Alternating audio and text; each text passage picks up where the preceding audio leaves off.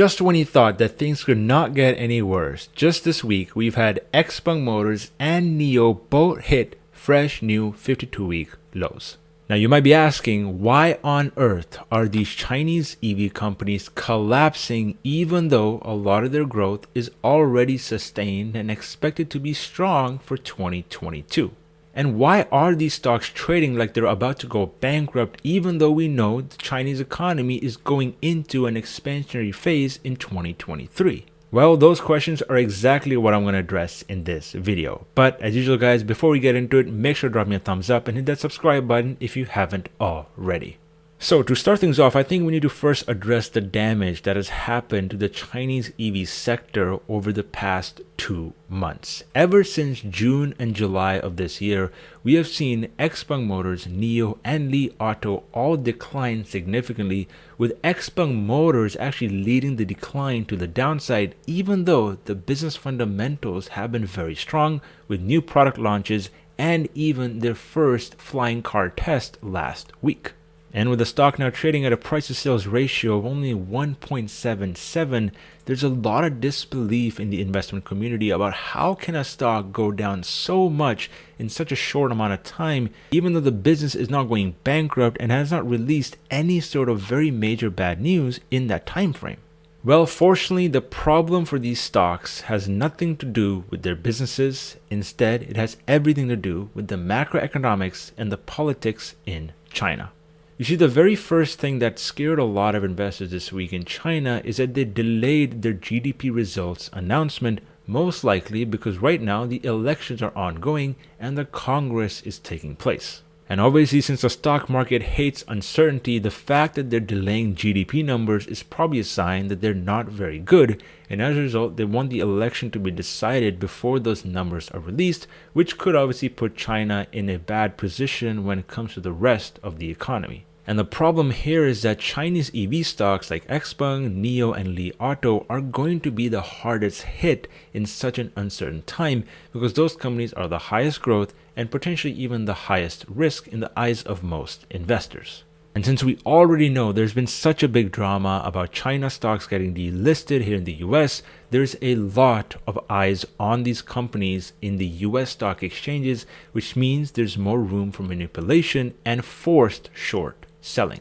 And it seems like that is probably the biggest reason why something like Xpeng Motors has declined for the past 10 weeks straight, even though the business has announced new products, it has reduced and tamed its guidance for Q3, but they're still on track to grow over 30 to 40% for the entire fiscal year.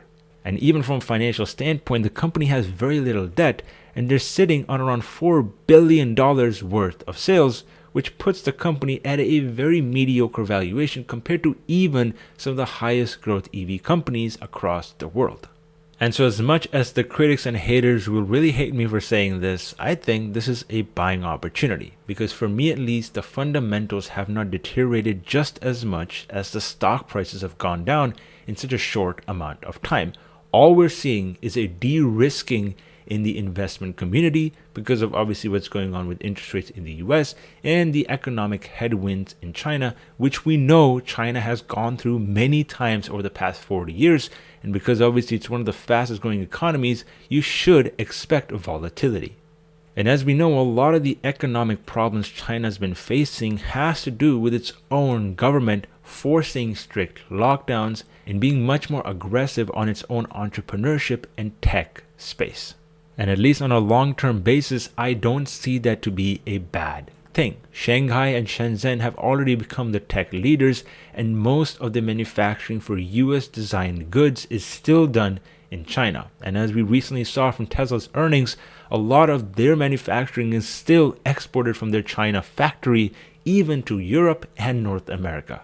And so basically all we're seeing is volatility ahead of the election as the entire Chinese stock market is bracing for what could be next in the policy decisions of the government when it comes to addressing the slowdown in the GDP forecast, which in itself is already expected to actually grow by 2%, which is pretty impressive given where the country is coming from.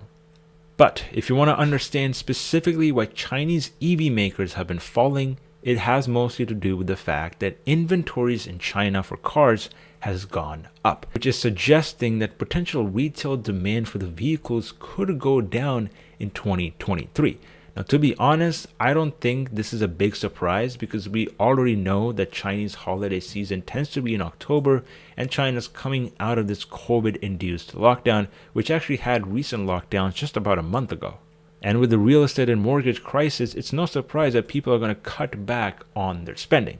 But again, as an investor, it's important for us to see where the puck is headed, not where the puck has been. Media's job is just to tell you what's going on right now. As an investor, your job is to focus on what could happen in the next year.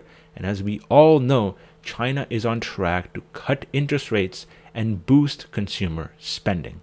And with China's savings rate being miles ahead of the US, there's a potential pretty killer combination setting up for 2023 and 2024 where growth and deliveries for Nio, Xpeng, and Li Auto could continue to grow and surpass Wall Street estimates, as obviously there are very stringent new electric vehicle requirements in China and carbon emission reduction goals. And I know I've said this many times in the past, but I'll say it again. The US is behind China in its economic cycle. The US right now is headed into a recession, but China already had a recession in 2021, and right now it's recovering from it. And as a result, they're ramping up both fiscal and monetary support to bolster the economy. And all the media in the West wants to show us is the bad about China. And as a result, they're taking the opportunity to scare a lot of retail investors out of the market by telling them what has happened in this recession, not what's going to happen over the next 12 months. And with Tesla's somewhat decent delivery numbers in China despite the macroeconomic headwinds and the fact that inventories are piling up in China, inflation is probably going to be lower than in the US in that country, which means that interest rates can be cut for a more extended period of time. And obviously that is a good thing for risk assets like Xpeng and Nio, which already are still on track to deliver some big record deliveries in 2023. But obviously I cannot address these Chinese EV makers without addressing the entire Chinese stock market, which is also something that many investors in the US have simply not been talking about. As you can see, the Hang Seng index in Hong Kong has declined by over 46% in about a year and a half. Let me say that once more. This index is down 46% from its peak in Feb of 2021. And what's even crazier is that over the past year, since June, this index is down 28%.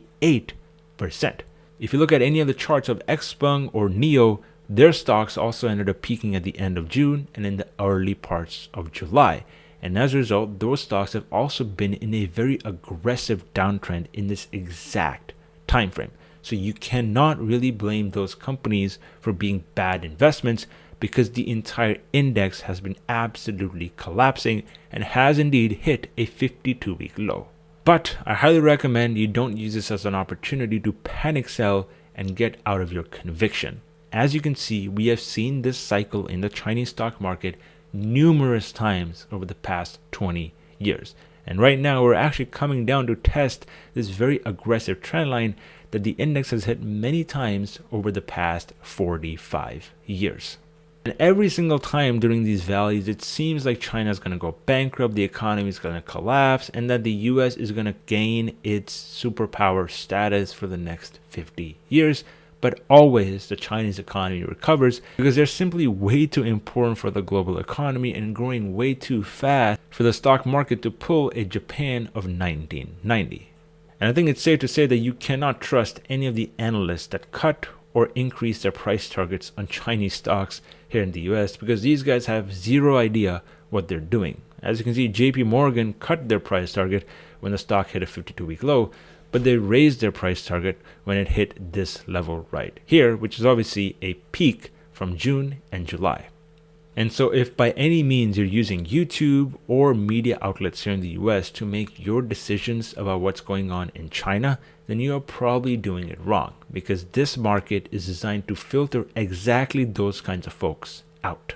And so it's up to you guys. Do you guys think this is an opportunity or a time to panic out of the market when the entire market is at a 52-week low? Let me know your thoughts down in the comment section below.